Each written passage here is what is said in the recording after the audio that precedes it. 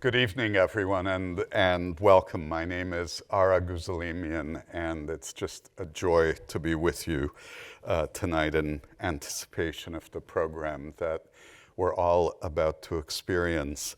I just wanted to, before I start, express my thanks to Inon Barnatan for his kindness in inviting me. I've had just the best time here. Basking in the riches of this festival.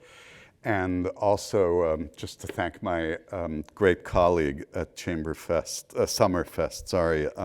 Allison Bowles, who's been just such a wonderful partner. Tonight's program is provocatively titled Unsilenced Voices. And I think we're in for a very powerful and rewarding evening of music.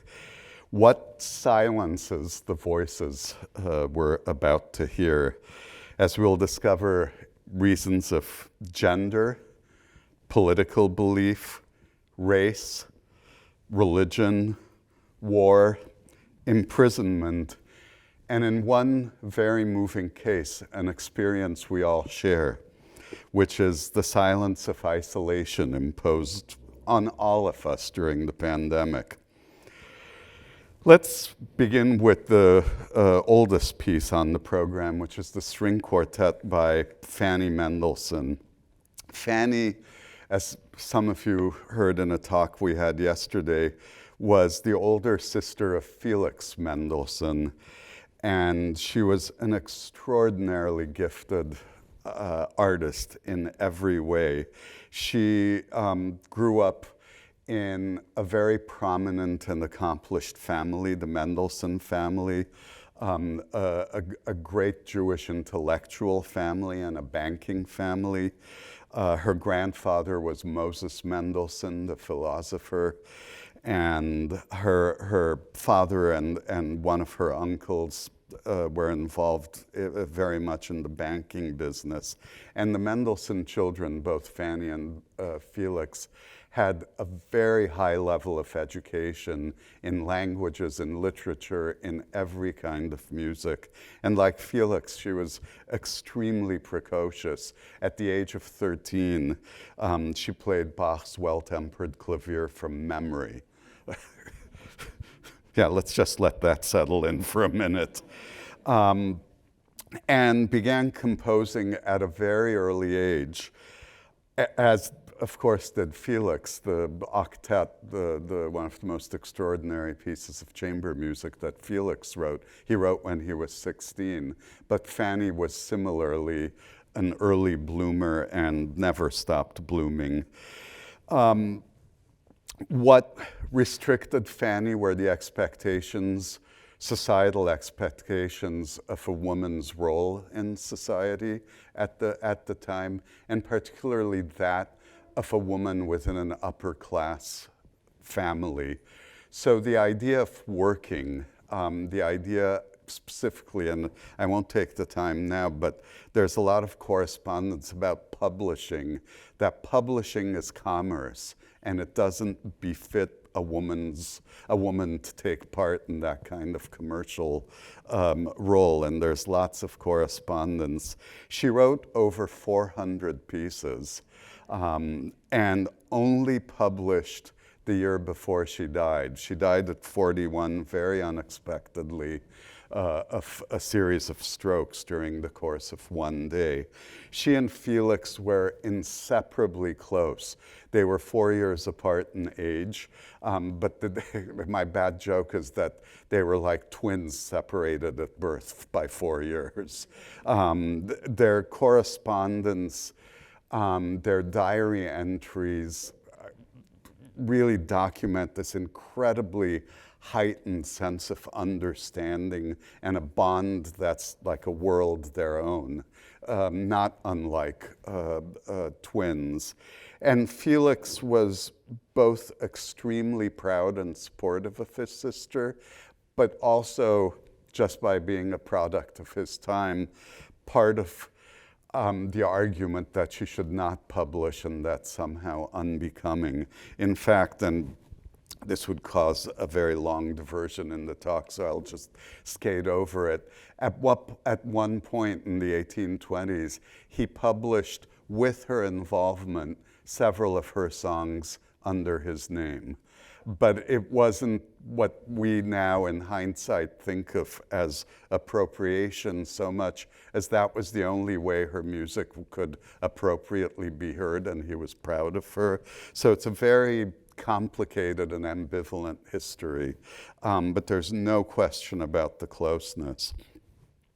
The string quartet that we hear tonight is one of her largest scale pieces, one of her most ambitious pieces, and I think hands down, without any question in my mind, it's one of the great early Romantic string quartets. Why don't we know it? It was composed in 1834, and it was published in 1986. Let me just say that again.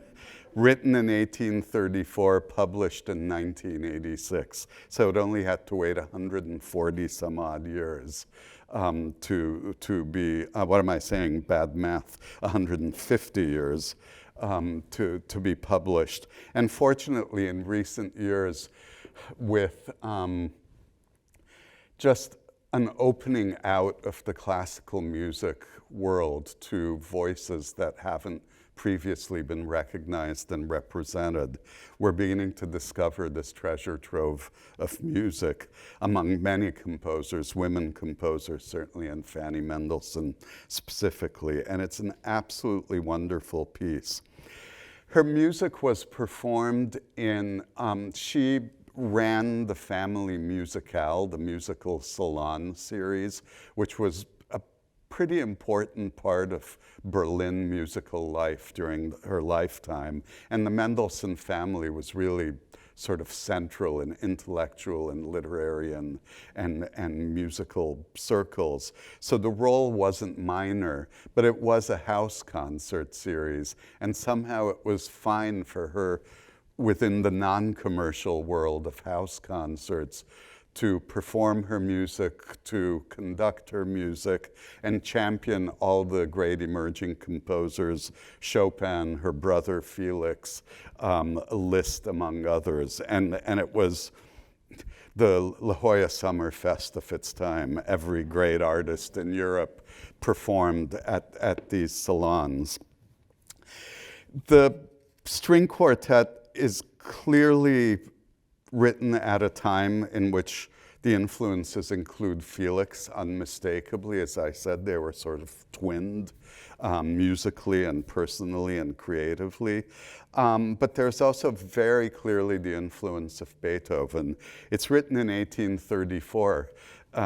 Beethoven died in just a few short years prior to that. He's a huge presence and positively shows the influence of Beethoven.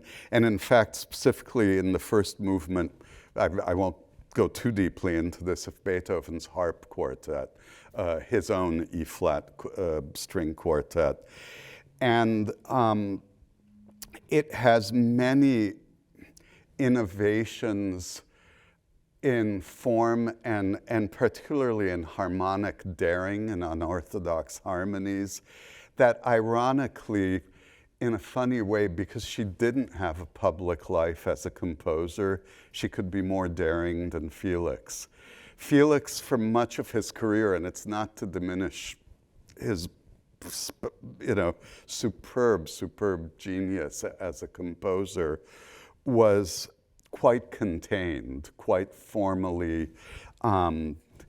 if you will, painting within the lines.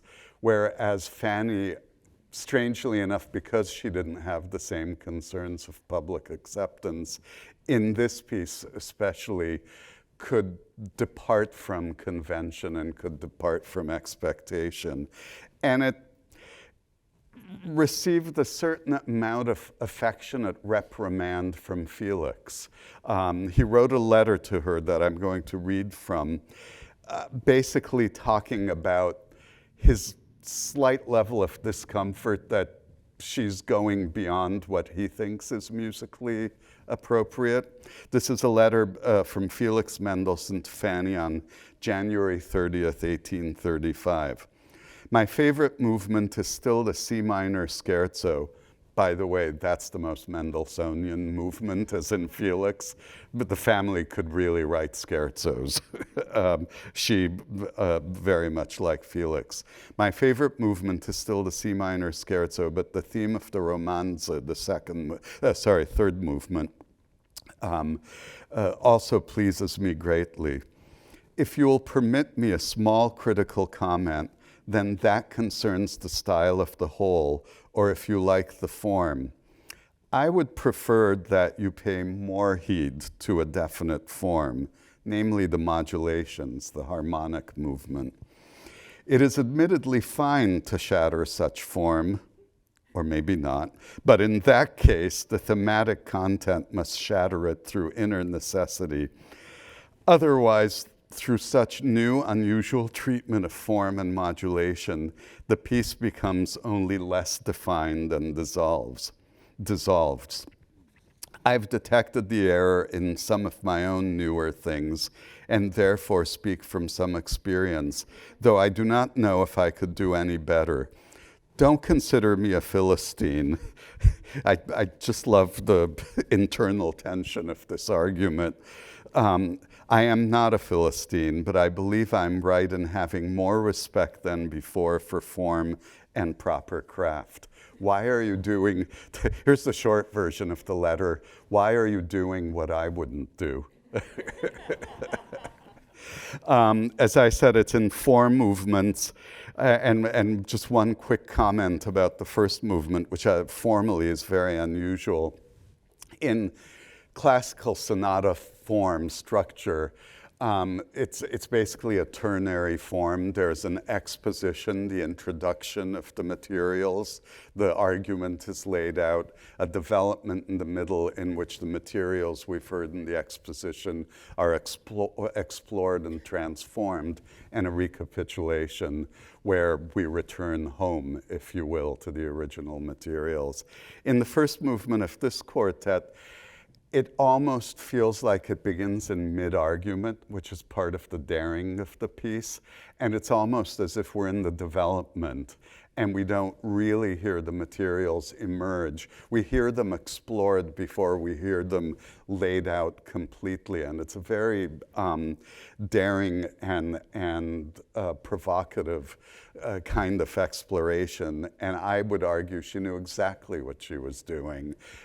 She was being rather brave and exploratory. So if you don't know the piece, you're in for a treat, and it's in SummerFest true fashion. It's a pretty stunning quartet that the festival has assembled to give it its best argument. I think it will be a quite joyous discovery. Two of the composers on today's program are Black. That, should not merit mention except as merit mention as separating them or standing out, other than the very sad history that Black composers have historically been excluded from the canon. And there are indeed historic Black composers, not only contemporary Black composers. Coleridge Taylor Perkinson, whose Blues Forms is the second piece on the program for solo violin, lived from 1932 to 2004. And his career and his sources of inspiration are very representative. He was a pan-stylistic composer. He was equally at ease in the worlds of jazz, film music, music for dance, music for theater, and classical music. So that alone was already a departure. You know, how could you do all of that? And fortunately, we're a little more open now about boundaries between genres. We're beginning to allow more room in what I call the house of music. But Coleridge Taylor Perkinson was largely recognized for during his life, more for his work as a film composer and a television composer and as a jazz arranger and composer.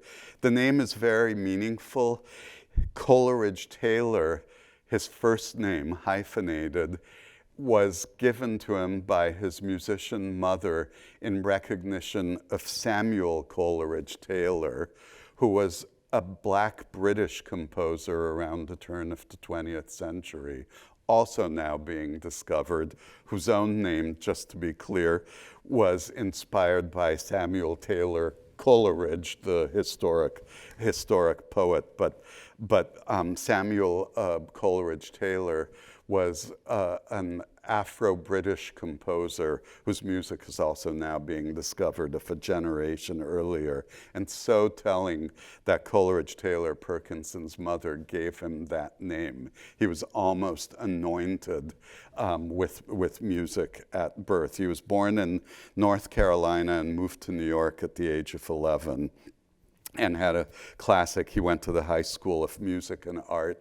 in New York and NYU and the Manhattan School, and got degrees in composition and conducting. He, as an arranger and director, he worked with Marvin Gaye, Lou Rawls, Harry Belafonte, Max Roach. In fact, he did, for a time, he was the pianist for the Max Roach Quartet, one of the great jazz ensembles. He wrote scores for the Alvin Ailey Company, the Dance Theater of Harlem, Jerome Robbins' American Theater Lab, and I love his TV credits because some of us will nod in recognition and it will only give away our age. He wrote the score for the TV series Room 222.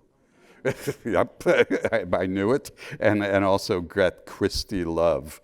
He also co-founded one of the first real attempts to create an integrated orchestra of black and white musicians, Symphony of the New World, and was for a time a conductor of that orchestra. Blues forms derives from the great tradition of the blues. And if you think about Bach's cello suites in particular, and the tradition in the Baroque of writing suites based on dance forms, allemande, courante, gigue. What Perkinson is doing is taking that tradition and updating it to the music that he knows and loves and incorporating it into a 3-movement blues suite for solo violin that's as much kind of part of the long tradition of Bach to Paganini to Perkinson as it is in recognition of his life in blues and jazz. And he, when he was interviewed for a 1978 book called The Black Composer Speaks, he was asked to define black music. And he replied, "I cannot define black music. I could say that it is a music that has its genesis in the black psyche or the black social life, but it is very difficult to say what black music really is. There are kinds of black music, just as there are many kinds of other musics." And happily, this piece too is now in the process of being rediscovered. It was written, by the way, very meaningfully for Stanford Allen, a black violinist who was the first black member of the New York Philharmonic. And the piece dates from 1972. And if you're curious, Stanford Allen made a commercial recording of this piece, but also there's a YouTube video of a much older Stanford Allen playing the piece that was written for him if you want to pursue it. And interestingly enough, here's a generational shift. Jessie Montgomery is a young black woman composer now in her early 40s. She is a hugely accomplished violinist, and she is now having a very flourishing career as a composer, which is to me a very happy sign of the times they have changed. And this piece that we're going to hear tonight called Peace, P-E-A-C-E, as in serenity, peace, has a very touching history. She wrote it a month after the lockdowns of the pandemic. And she wrote a really touching note that's dated May 12, 2020. Just think back to May of 2020 and what our lives looked like and felt like. So here's what she wrote in May of that year. Written just a month after the great sadness of the first quarantine orders due to COVID-19, facing the shock felt by the whole globe, as well as personal crisis, I find myself struggling to define what actually brings me joy. And I'm at a stage of making peace with sadness as it comes and goes like any other emotion. I'm learning to observe sadness for the first time, not as a negative emotion, but as a necessary dynamic to the human experience.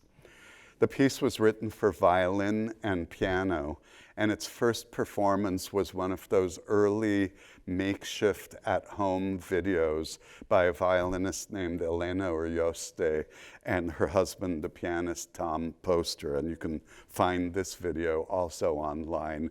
It's a homemade video. They're at an upright piano. Elena is barefoot. They're in very casual clothing and playing this sort of deeply personal response to the isolation and the sadness of the moment. Anthony McGill, the wonderful clarinetist who plays the piece tonight, describes watching this video and realizing he was in tears in response. He was watching it in real time while himself in isolation. And he wrote to Jessie and just begged her to make an arrangement for clarinet and piano. And that's what we hear. So there are layers of responses to the moment. And in the performance we hear tonight, it begins, it's at the beginning of the second half, but it's preceded by a solo clarinet movement by Olivier Messiaen. That's a reflection of isolation, of a very different kind and a very different time. And I just find it very moving about how these two experiences, written for clarinet, in one case solo clarinet, and in the other clarinet and piano, speak to each other across 60 years. The circumstances of the Messiaen are extraordinary. It's the solo clarinet movement from Messiaen's Quartet for the End of Time. This is an enormous piece written in the most unimaginable of circumstances. Messiaen and the three other musicians, a clarinetist, a violinist, and a pianist, were imprisoned in a prisoner of war camp as French soldiers in Eastern Germany in 1941, along with thousands, literally thousands of others from all over Europe at the hands of the Nazis. And Messiaen, who had a deep, profound Catholicism and deep faith, somehow found within himself the ability to write this enormous multi-movement piece. That's for the four instruments, but with various movements that feature individual or pairs of instruments as well as all four. And it was performed under unimaginable circumstances in this prison camp. Here's what Messiaen, writing later in his life, recalled. If I composed this quartet, it was to escape from the snow, from the war, from captivity, and from myself. The greatest benefit that I drew from it was that in the middle of 30,000 prisoners, I was the only man who was not one. By virtue of this music, I could not be a prisoner for the time of this. And here's his description of the first performance. They brought in an upright piano very out of tune and whose key action only worked intermittently. It was on this piano with my 3 fellow musicians, dressed very strangely, myself clothed in the bottle green uniform of a Czech soldier, badly torn and wearing wooden clogs, that I was to play my quartet for the end of time in front of an audience of 5,000, among which were gathered all the different classes of society: peasants, laborers, intellectuals, career soldiers, medics, priests, etc. Messiaen, whose deep faith I mentioned, was also profoundly drawn to birdsong throughout his life. He seriously and in a kind of comprehensive way notated birdsong and traveled the world over, notating and writing the musical patterns of birdsong and incorporating them in his music. And even in this short 6 or 7 minute clarinet solo, the deep faith and the birdsong coexist. About this movement, as an introduction, he wrote, the movement is called Abîme des Oiseaux, abyss of the birds, and this is how Messiaen describes it. Clarinet solo, the abyss is time with its sorrows and its weariness. The birds are the opposite of time. They are our desire for light, for stars, for rainbows, and joyful songs. And of course, one cannot help but think that when you are literally captive, that birds are the most powerful symbol of freedom, that flight literally is the way to depart from this state of imprisonment. And so I think about what a great piece of programming can do, which is this dialogue between Messiaen in 1941, writing under unimaginable conditions, and Jesse Montgomery in 2020, nearly 60 years later, writing in a whole different set of unimaginable conditions, and what the expressive power of music can do to allow us to be human in those situations. Erwin Schulhoff, whose music opens the program, is a silenced voice for a very different reason. Schulhoff, who was Jewish, could not leave. He was Czech, but then moved to Germany, realized the fate that awaited him, tried to escape east to Russia, could not do so in time, and was taken to a concentration camp called Würzburg, where he died of tuberculosis in August 1942 under the appalling conditions of these camps. He was 48 years old. He had a career as a very well-recognized and admired composer. He was a contemporary, if you think about it, of people like Bartók, Kurt Weill, Berg and Webern, and the Europe of the time before the war is very audible in his music. The 5 pieces for string quartet are 5 dance movements, and here's another lovely piece of programming. Coleridge Taylor Perkinson's blues are writing the dances of his time, and Erwin Schulhoff is writing stylized dances for string quartet of the Europe of his time. In fact, he said the movements are 5 brief movements. The piece is only about 12 minutes long. are a waltz, a serenade and with sort of a Spanish accent, a movement called a la Checa, a Czech folk dance. My favorite, a la tango milonga, a tango, an Argentine tango, the rage of its time. And the last movement is a kind of wild perpetual motion tarantella. And Schulhoff, about this piece, wrote, if Bach and his contemporaries, not to mention Mozart, Brahms, and Schubert, wrote and loved the dances of their day, why shouldn't I love and write the dances of my own time?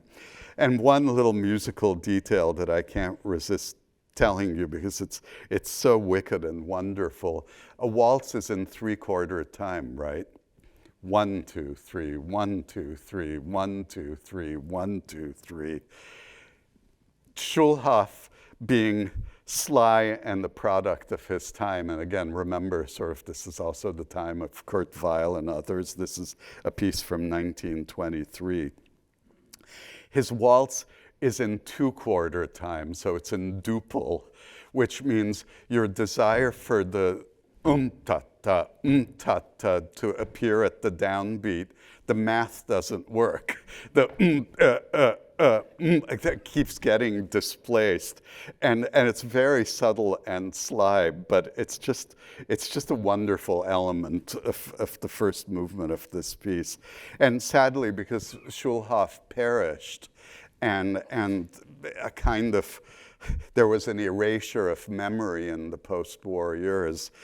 Once again, in our rediscovery of the voices of primarily Jewish composers who perished during the Holocaust, we're now digging back into this treasure trove of music by composers whose work only make our musical life richer. Shostakovich's piano trio, which ends the program, is also a wartime piece. It was written between December of 1943 and August of 1944. Shostakovich was persecuted and traumatized in multiple ways. In the 1930s, in 1936, to be specific, he was the target of an editorial in Pravda accusing him of writing modernist music that was against the will of the people. That was close to the kiss of death in Stalin's reign of terror. And only because of his growing prominence was he sort of publicly humiliated, but basically did not perish. And he lived his entire life in that abject terror. And the chamber music, more than anything else, is almost like a diary of his inner life. Chamber music tends to be that for composers, but for Shostakovich, it really was his most private utterance. And then, so he's lived through that. He's lived through the siege of Leningrad. And then he lives through another trauma, the loss of this very sudden loss of his closest friend, Ivan Solortinsky, who died in February of 1944 at the age of 41 from, we don't know exactly why, but it was a health-related reason. He had already had a severe heart condition and he suddenly died. This was Shostakovich's great sort of artistic soulmate. They had been friends from their teenage years. And the death was absolutely devastating to him. The day after he received the news, he wrote to Solortinsky's widow, "I cannot express in words all the grief I felt when I received the news of Ivan Ivanovich. Ivan Ivanovich was my closest and dearest friend. I owe all my education to him.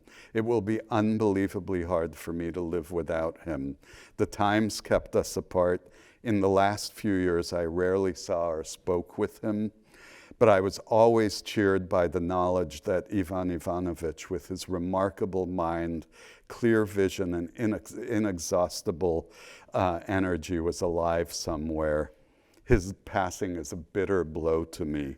And this piece, which was already in progress and very much a program, a result of the harrowing time that was tough enough already, becomes a memorial piece for Ivan Solortinsky. And then the other element is the intense presence, particularly in the last movement, of Jewish folk themes. Shostakovich, I think, had a deep empathy for Jewish people and Jewish culture, in part because he understood firsthand what persecution meant. The Soviet army was already sending back reports of the concentration camps by 1944, so that horrifying knowledge was beginning to enter awareness.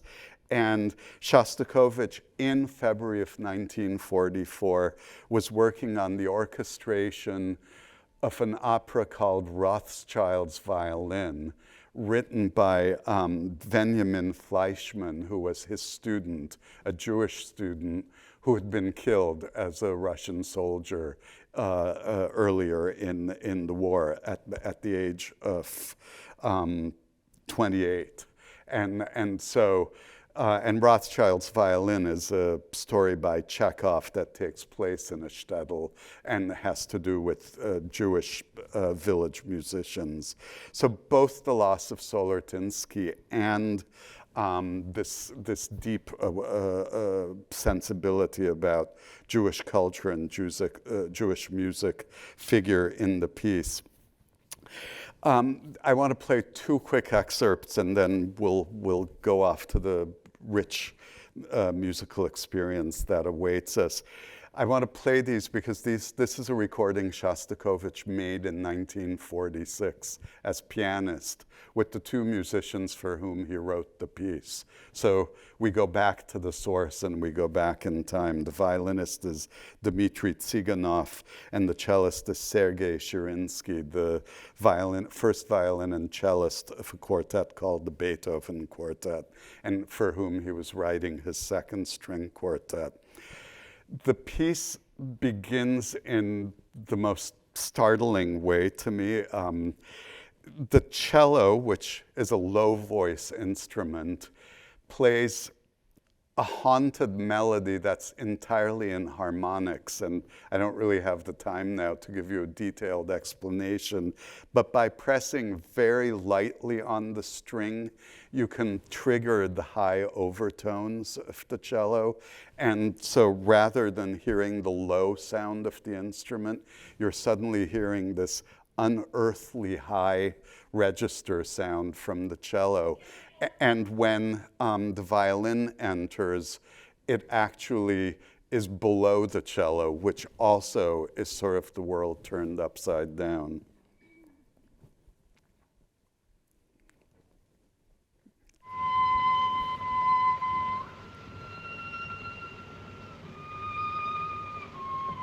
So this is the cello. It's disorienting. You initially can't quite figure out where the sound is coming from.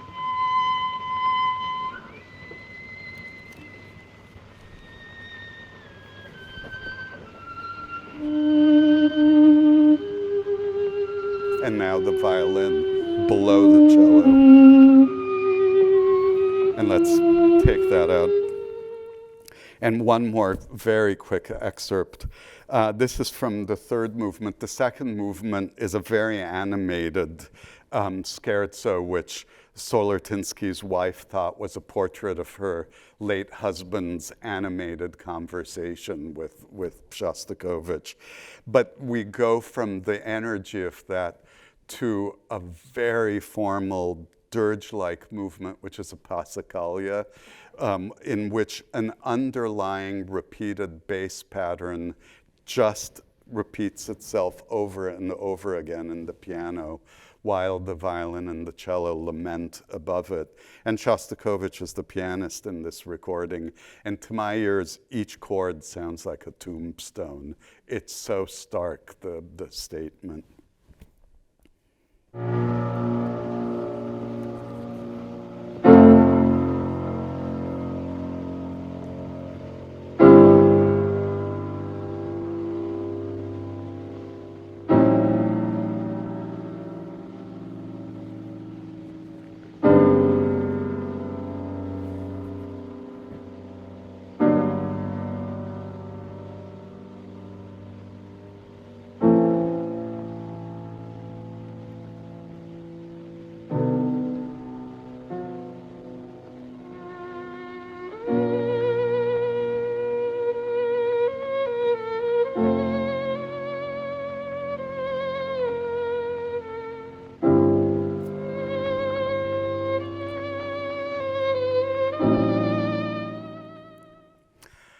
The entire program that awaits us is an incredibly powerful testimony to music as a fundamental expression of simply being human.